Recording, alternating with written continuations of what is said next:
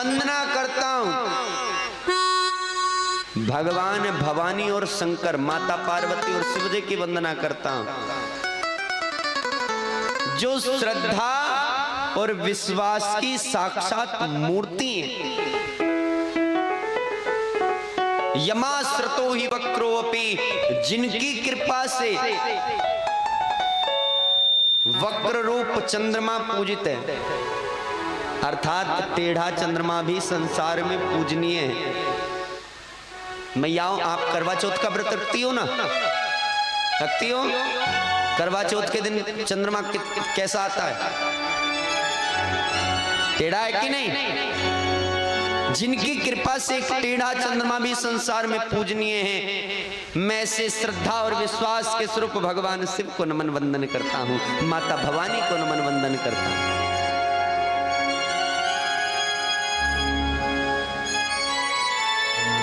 सृष्टि की वंदना की, संसार की वंदना की, और फिर भगवान के नाम की वंदना की है। किसकी वंदना की है? भगवान के नाम की। गोस्वामी जी नाम महिमा में पहली चौपाई लिखते हैं, बंदहु नाम राम रघुवर को, हेतु कृष्णानु भानु हिम करे को। बंदहु नाम, मैं वंदना करता हूं नाम की। किसके नाम की वंदना कर रहे हैं? बंदहु नाम राम रघुवर को, जो राम रघुवर का नाम है वंदना, उस नाम की कर रहा हूं, उस राम नाम की, जिसके अंदर सामर्थ्य कितनी है।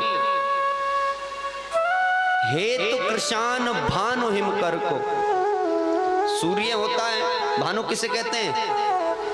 सूर्य को। सूर्य सारे संसार में प्रकाश पहुंचाता है, पहुंचाता है कि ना? बोलो। सारे संसार में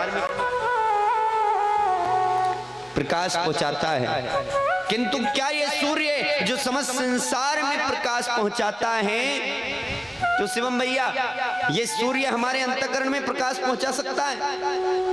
बोलो। नहीं ना। अंतःकरण में कौन प्रकाश पहुंचाएगा? जो भगवान का नाम है। हिमकर, हिमकर कहते हैं चंद्रमा को। चंद्रमा सारे संसार को शीतलता देता है, शांति देता है, देता है कि ना?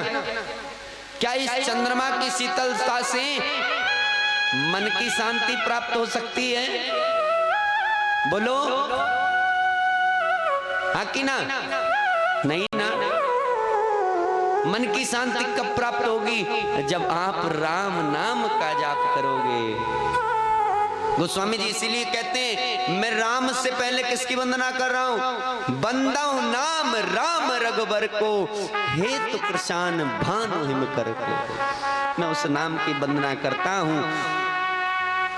सूर्य तो प्रकाश संसार में देता है, किंतु वो नाम अंतःकरण में प्रकाश देता है। चंद्रमा सारे संसार में शांति देता है, किंतु भगवान का वो नाम मेरे मन की शांति देता है। मैं उस नाम की वंदना करता हूं। अच्छा, राम जी की मैया कौन है? कौन है? कौशल्या किसे कहते हैं?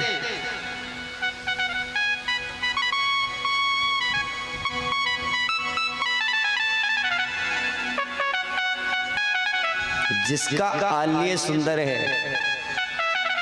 आल्य कहते हैं घर को। जिसका मन सुंदर है, जिसका मन कुशल है, भगवान उस कौशल्या के गर्भ का आश्रय लेकर के संसार में प्रकट होते हैं। जिसका मन पवित्र है।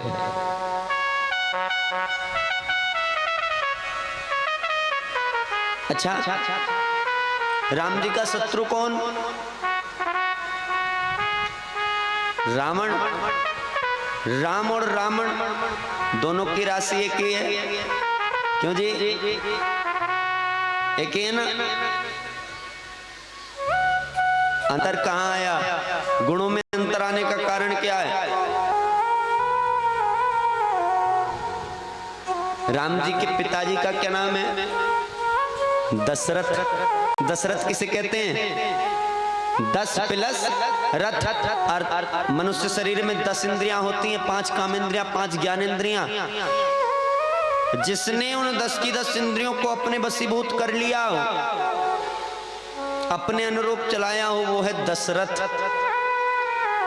और रावण का नाम है दशानन, है ना। चलत दशानत दौलत अवन धरनी। दशानन चलता है, धरनी पृथ्वी दौड़ने लगती है। दशानन किसे कहते हैं? 10 प्लस आनंद। जितने अपनी 10 की 10 इंद्रियों से आनंद लिया हो, उपभोग किया हो, वही तो दशानन है। क्यों जी?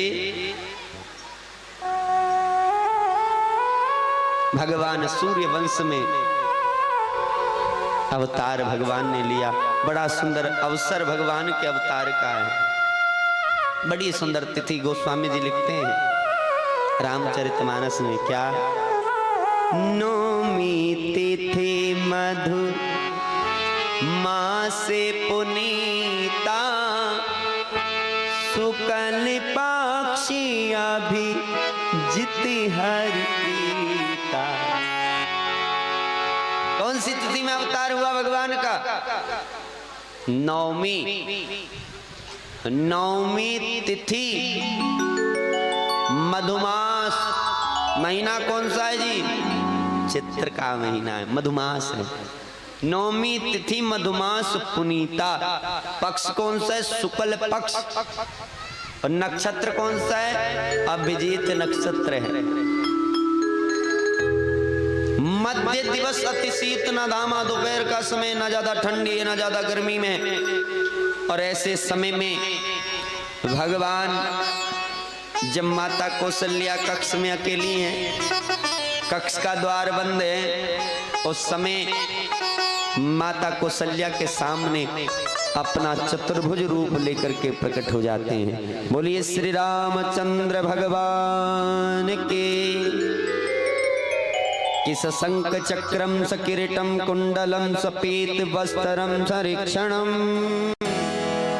सहस्राक्षम कोक्तुभम, नमामि विष्णु शिरसा चतुर्भुजं। ऐसे समय में जब माता कक्ष में अकेली भगवान 4 भुजाओं का धारण करके प्रकट हो गए और मैया से कहने लगे, मैया मैं आपका बालक हूँ। माता कौशल्या कहने लगी, तुम मेरे बालक कैसे? बताओ। भगवान ने कहा, मैया पूर्व जन्म में आप शत्रुपा थी। कौन थी? शत्रुपा। और महाराज दशरथ मनु हुए। उस समय आपने 10,000 वर्षों तक तप किया। कितने वर्षों तक? 10,000। तब मैंने आकाशवाणी के माध्यम से आपसे पूछा, बताओ क्या चाहते हो? तब आपने कहा कि हम तुम्हारे समान पुत्र चाहते हैं।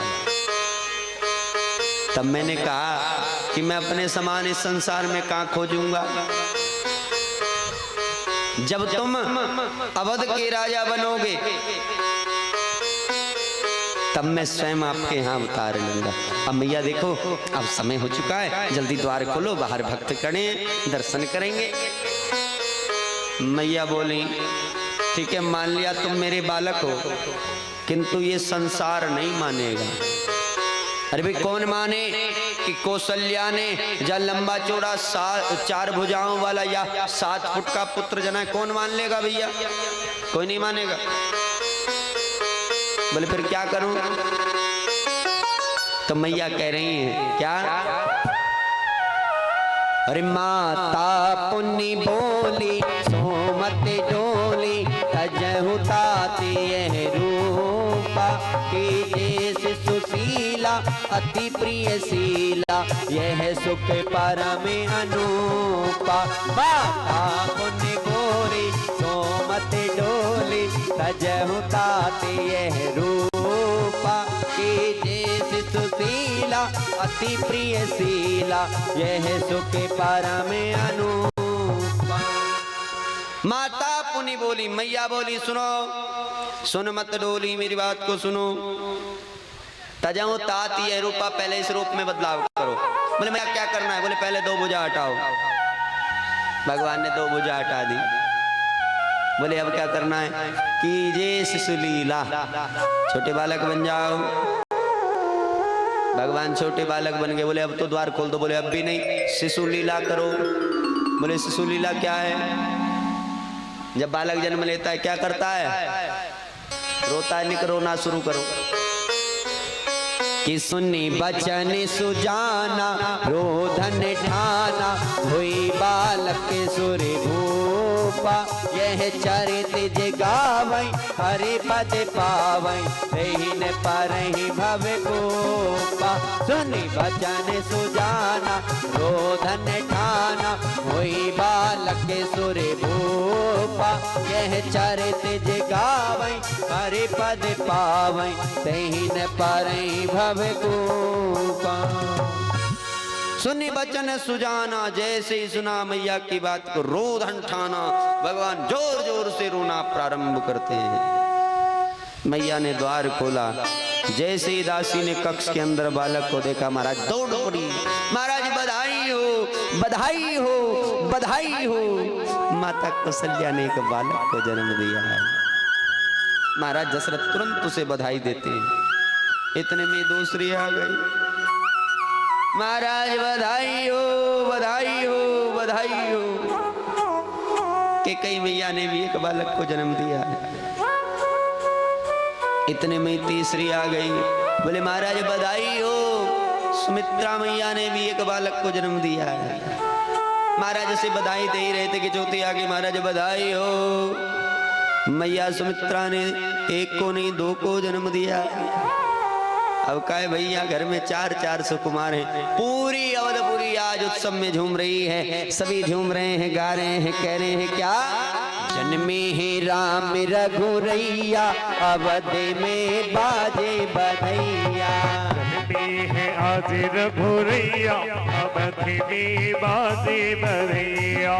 बाजे बधैया भैया, बाजे बधैया, बाजे बधैया, बाजे बधैया। अच्छा ये बताओ किस किस को प्रसन्नता है? आज भगवान ने अवतार लिया है, राम अवतार। उठाओ दोनों हाथ, ऐसे ही दोनों हाथ उठा करके मीठ मीठे ताले के साथ। दो जन्मे है राम रघुरैया, अवध में बाजे बधैया। जन्मे है आज रघुरैया, अवध में बाजे बधैया। बाजे बधैया भैया, बाजे बधैया, बाजे बधैया, बाजे बधैया। खुशी मनावे मैया, अवध में आजे भैया। जन्मे है आज रघुरैया, अवध में बाजे बधैया। आना हाथ ढाक के ताली।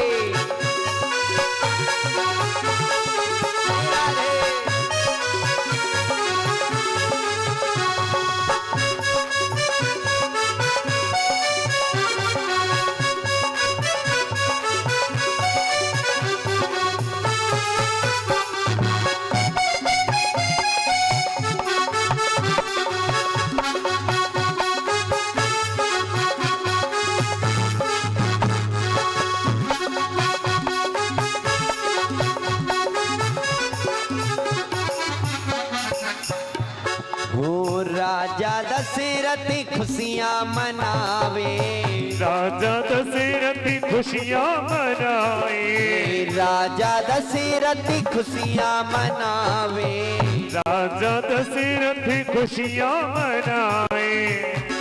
हो फिर जाजन सब हंस मिल गावे, जाजन सब हंस मिल गावे। मुस्कावे तीनों मैया, अवध में बाजे बधैया।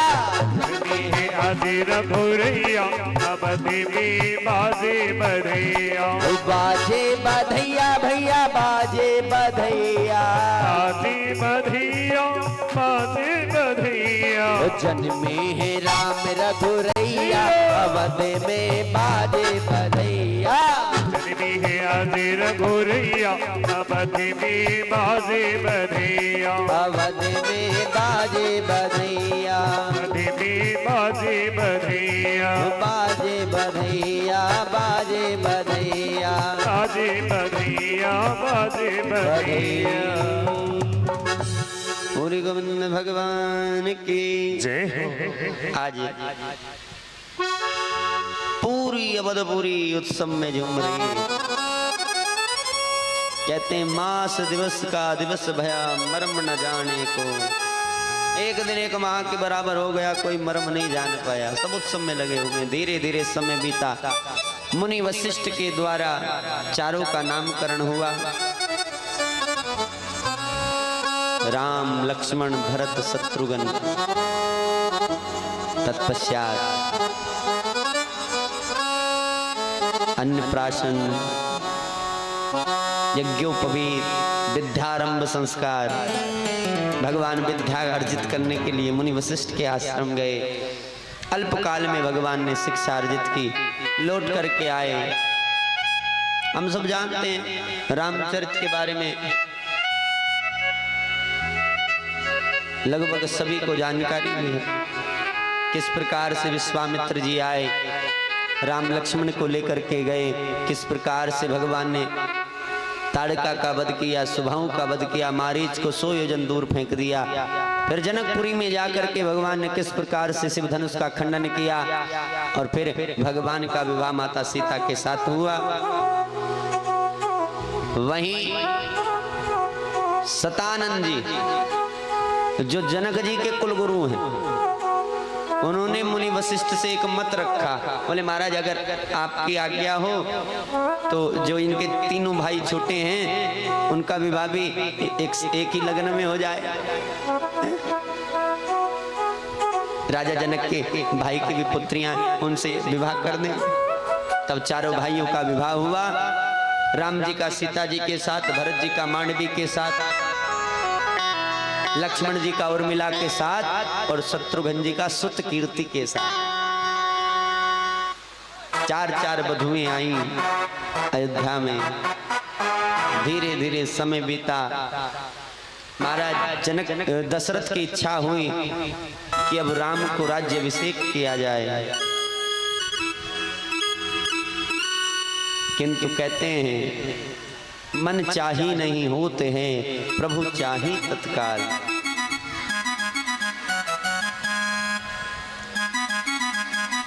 सुमुहूर्त निकलवाया। मुनि वशिष्ठ ने बड़ी गणना करने के बाद सुमुहूर्त निकाला। बोले महाराज कल का ही मुहूर्त है, इसके बाद बहुत दूर जाकर के मुहूर्त निकलेगा, कई वर्षों बाद आएगा। कल से अच्छा मुहूर्त नहीं, कल ही राज्याभिषेक हो जाए। बोले ठीक है, देर काहे की भैया, ठीक है कल राज्याभिषेक होगा। नगाड़ा बज गया पूरे नगर में।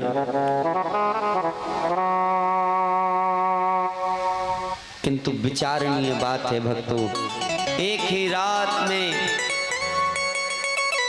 जो सूर्योदय पर भगवान राज सिंहासन राजगद्दी पर बैठने वाले हैं, एक ही रात में ये विधना कैसा खेल रचती हैं। जो राजा बनने वाले हैं आज वन को चल देते हैं कि विधना तेरे लेख किसी की समझ ना आते हैं, और जन जन के प्रिय राम लखन सिय वन को जाते हैं।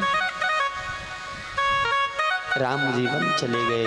महाराज दशरथ राम जी के वियोग में प्राण त्याग देते हैं। राम राम कही राम कही, राम राम कही राम। 5 बार राम राम कहा और 5 बार राम राम कह करके महाराज दशरथ सुरधाम को चले गए। उधर भरत जी किस प्रकार से आए, पिता का दशकात इत्यादि क्रियाएं की, वन में गए, भगवान से निवेदन किया, प्रभु चलिए। राम जी ने मना कर दिया तो चरण पादुका लेकर के आए, राज सिंहासन पर बिठाया और सेवा की, सेवक की भांति। राम जी आगे वनों में बढ़े, नाना प्रकार के वनों से होते हुए अनेक अनेक संतों के आश्रम में गए और फिर गोदावरी के तट पर भगवान ने पर्णकुटी बनाई, जिस स्थान का नाम बाद में, पहले नहीं बाद में पंचवटी पड़ा। वहां एक दिन किस प्रकार से रावण की बहन आई, विवाह का प्रस्ताव रखा, भगवान ने ठुकरा दिया। लक्ष्मण जी के पास गई, लक्ष्मण जी ने ठुकरा दिया। फिर राम जी के पास गई, राम जी ने समझाया, बोले बाधा ये सीता है क्या, इसको तो मैं भी खा जाऊंगी। अगर तुमने एक नारी का व्रत ले रखा है तो चिंता कर, तो इसको खा जाऊंगी, फिर एक ही रह जाएगी मुझसे विवाह करने में। एक का ही तो प्रण कर रखा है। अरे जैसे सीता जी की ओर बड़ी, लक्ष्मण जी आए और किस प्रकार से सुपर्णखा की नाक काट दी। नाक काट करके सुपर्णखा की रावण को चुनौती दी है, रावण सावधान हो जा, अब हम आ गए हैं। संदेश जाए रावण को। सुपर्णखा दूषण त्रिशिरा जो रावण के समान बलशाली लेकर के आई, भगवान एक ही बाण में वध कर दिया सेना समेत तीनों का। उसके पश्चात भगवान पर किस प्रकार से रावण माया रूपी मृग को भेज करके माया जाल डालता है और सीता जी का माया के साथ मिलकर के छल करके माता सीता का हरण कर लेता है। उसके पश्चात माता सीता की खोज में निकले, अनेक आश्रम में जाते हुए सबरी के आश्रम में पहुंचे, सबरी माता को दर्शन दिए। फिर आगे बढ़े, पंपा नामक सरोवर पर गए, हनुमान जी से भेंट हुई और फिर हनुमान जी ने सुग्रीव जी से भेंट कराई, मित्रता कराई। और मित्रता करने के बाद अपने मित्र के दुख का दमन भगवान ने किया और फिर सुग्रीव जी के द्वारा वानरों को आदेश दिया गया और तब हनुमान जी महाराज गए, लंका से माता सीता की सुध लेकर के आए और फिर भगवान ने लंका पर आक्रमण कर रावण का वध किया। फिर अयोध्या लौट कर आए। अयोध्या वासियों ने भगवान के स्वागत में दीपमाला की, तभी से हम लोग दीपावली के पर्व को मनाते। अनंत काल तक भगवान ने राज्य किया और उसके पश्चात भगवान अपने परम धाम को चले गए।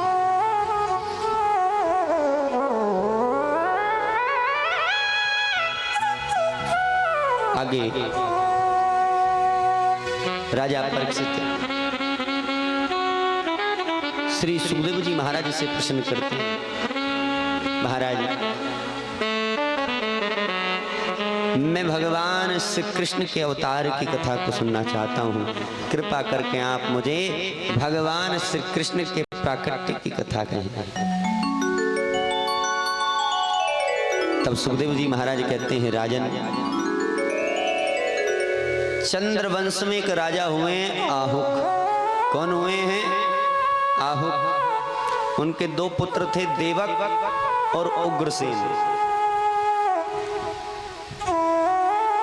उग्रसेन जी महाराज के यहाँ कोई संतान नहीं थी, किंतु जो उनके छोटे भाई थे देवक, उनके यहाँ एक पुत्री जन्म लेती है जिसका नाम देव जाता है। उधर बड़े जब तक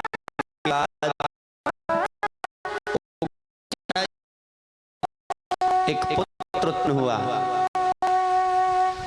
महाराज विवाह के 7 वर्षों बाद घर में खुशी आई, बड़े बड़े ज्योतिषी को बुलवाया। उग्रसेन जी महाराज इसकी जन्म पत्रिका तैयार करके बताओ जी बालक हमारे लिए कैसा। ज्योतिष आचार्य कहने लगी, महाराज ये बालक आपके लिए ठीक नहीं है। क्यों? क्योंकि जब ये बालक अपनी मां के गर्भ में था, गर्भ पर धुर्मिल नामक राक्षस की छाया पड़ गई थी और उस राक्षस के वरदान है कि जिस गर्भिणी स्त्री के गर्भ पर उसकी छाया पड़ जाएगी, से गुण उसी राक्षस के आए। इसलिए आपके लिए ठीक नहीं, इसको मरवा डालिए वरना आपके वंश का नामो निशान मिटा देगा। उग्रसेन जी ने कहा नहीं, मैं ऐसा नहीं कर सकता। यदि मैं ऐसा करूंगा तो मैं तो राजा हूं, मेरी प्रजा मुझसे क्या सीखेगी। मैं नहीं करूंगा, कोई और उपाय खोजो। तब संतों ने कहा महाराज एक उपाय हो सकता है, एक बांस का बीड़ा बनवाइए और इस संतान को उस पर लिटा करके यमुना जी में जल प्रवाह कर दीजिए।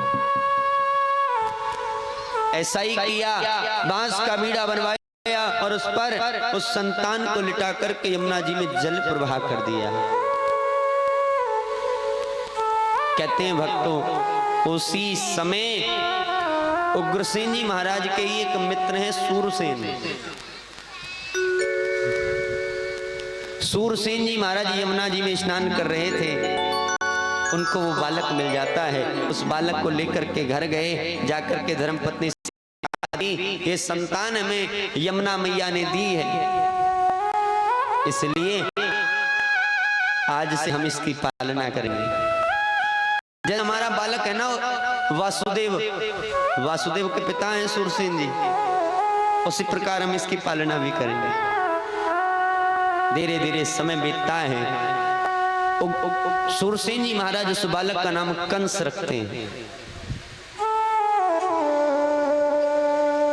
धीरे धीरे कंस बड़ा होने लगा, किंतु कंस के मन में सदैव एक ही विचार चलता कि आखिर मेरे माता पिता कौन हैं जिन्होंने पैदा होते ही मुझे खुद से दूर कर दिया। आखिर मेरा दोष क्या था। उधर इसके पश्चात उग्रसेन जी के यहाँ 7 पुत्रों ने और जन्म लिया।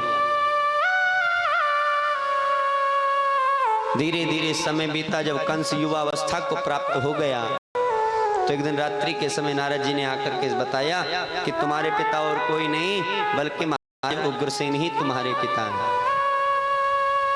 जब पता चला, सोचने लगा मैं उनका ज्येष्ठ पुत्र हूं तो राजा मुझे बनना चाहिए आने वाले समय का। अब सीधे जाकर के कहे कि भैया राज्य दे दो तो मिलने वाला नहीं है। तो कंस रातों रात उग्रसेन जी के शत्रु जरासंध से मित्रता करता है और उसकी सेना लेकर के मथुरा पर आक्रमण कर देता है। उग्रसेन जी को बंदी बना करके कारागृह में डलवा देता है और स्वयं तानाशाही से राजा बन जाता है। धीरे धीरे समय बीत रहा है। कहते हैं महाराज कंस की जो चचेरी बहन थी ना, कौन? देवकी। कंस उससे बड़ा प्रेम करता था। देवकी को एक कांटा भी लग जाए ना, कंस उससे पहले रोने लगता था। देवकी विवाह के योग हो गई और कंस को चिंता सताने लगी देवकी के विवाह की। कंस ऐसे वर की खोज करने लगा जो उसकी बहन को कहीं जाना ही ना पड़े, अर्थात वही घर जमाई बन करके रहे। खूब खोजा, जब ऐसा वर नहीं मिला, एक दिन राजसभा में बैठा हुआ था, दृष्टि पहुंच गई वासुदेव जी महाराज पर। वासुदेव जी से कहने लगा महाराज क्यों ना आप ही हमारी बहन से विवाह कर लें। वासुदेव जी ने कहा महाराज मेरे तो पहले से ही 6 विवाह हो चुके हैं। देवकी से पहले 6 विवाह हो चुके हैं वासुदेव जी के। किस किस के साथ? सुखदेव जी कहते हैं गौरवी रोहिणी भद्रा मदिरा रोचनाइला देवकी प्रमुखा आसनम प्रमुक्ति यकोंदो में। पहला विवाह हुआ गौरवी के साथ, दूसरा रोहिणी के साथ, तीसरा भद्रा के साथ, चौथा मदिरा के साथ, 5वां रोचना के साथ और छठा